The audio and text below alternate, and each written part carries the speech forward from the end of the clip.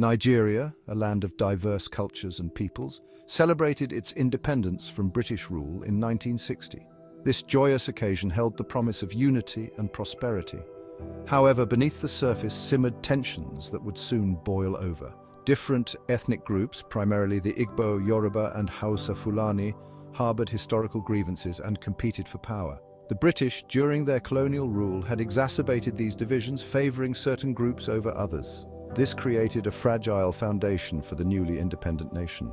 The First Republic of Nigeria, plagued by corruption and instability, struggled to manage these simmering tensions. A series of political crises followed, including a disputed census and allegations of electoral fraud. These events further deepened the mistrust between the ethnic groups, paving the way for military intervention in 1966. The coup, while intended to restore order, instead triggered a chain of violence that would push the nation to the brink. The ethnic tensions that gripped Nigeria were deeply rooted in historical, cultural, and economic factors. The Igbo, largely concentrated in the southeast, had experienced significant economic and educational advancement, leading to resentment from some quarters.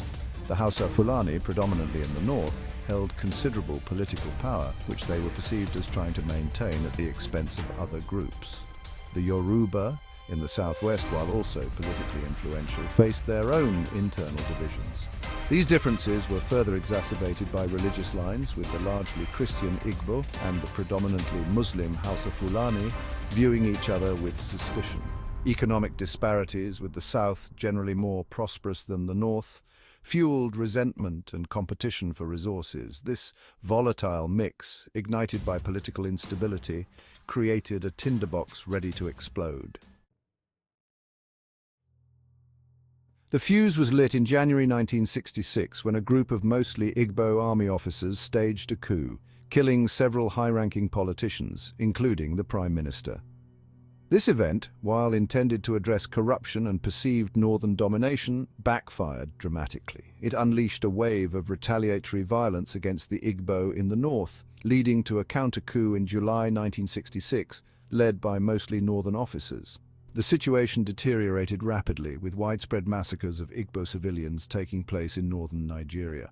Facing persecution and fearing for their lives, millions of Igbo fled back to their southeastern homeland.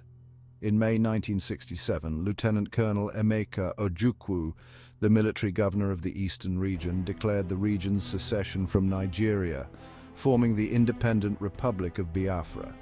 The Nigerian government, determined to maintain national unity, responded with military force, and the brutal Biafran War began. Section 4. Faces of conflict. Key figures. The Biafran War was a clash of ideologies and personalities, with key figures shaping the conflict's course. On the Biafran side, Lieutenant Colonel Emeka Ojukwu emerged as a symbol of Igbo resistance and self-determination. A charismatic leader, he rallied his people to fight for their survival against overwhelming odds. Another key figure was Christopher Okigbo, a renowned poet who joined the Biafran cause and tragically died in combat, becoming a symbol of the artistic sacrifice of the war. On the Nigerian side, General Yakubu Gowon, the head of state, was determined to preserve national unity at all costs. He oversaw the Nigerian military campaign, which, while ultimately successful, was marked by accusations of atrocities and human rights abuses. Wole Soyinka, a renowned playwright and Nobel laureate, emerged as a vocal critic of the war, advocating for peace and reconciliation. His stance led to his imprisonment by the Nigerian government. Section 5. A World Watches, Humanitarian Crisis and Global Response. As the war raged, a horrific humanitarian crisis unfolded. The Biafran region, blockaded by the Nigerian government, faced severe shortages of food and medicine. Images of starving children with distended bellies shocked the world.